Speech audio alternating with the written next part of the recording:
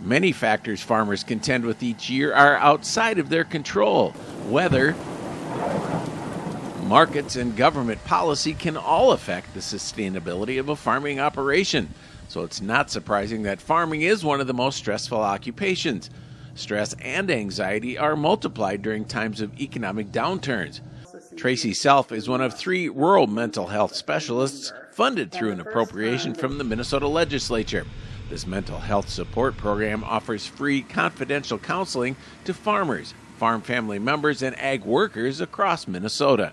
We go into homes, we meet them at off-site locations, but ultimately our job is to really help them with the stress that's going on in their lives. What we know is that we really think it's important for us to help the people who feed the nation. And so if we can help to take a little bit of that stress off, and there's a lot of different areas that create stress for so many of our farmers, that we want to be able to do that.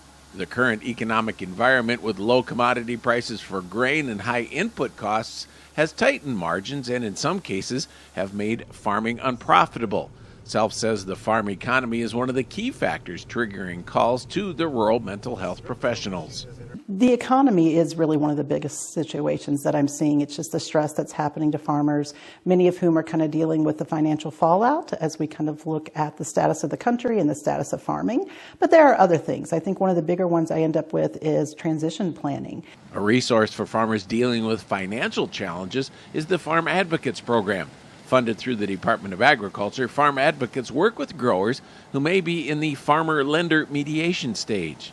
Farmer-lender mediation is required in Minnesota, that if you have a loan that's larger than $15,000 and you're delinquent, the lender has to offer you mediation. Now, and if the farmer accepts that, you go to with the University of Minnesota does the mediation work, and we're here to assist the farmers to deal with those issues. We can help put together cash flow plans, restructure debt. We can negotiate with the lenders on your behalf. We're here to be a resource for you to get through these difficult times.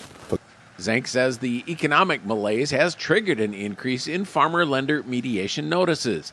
For producers who are facing economic challenges, Zank cautions against going into isolation mode.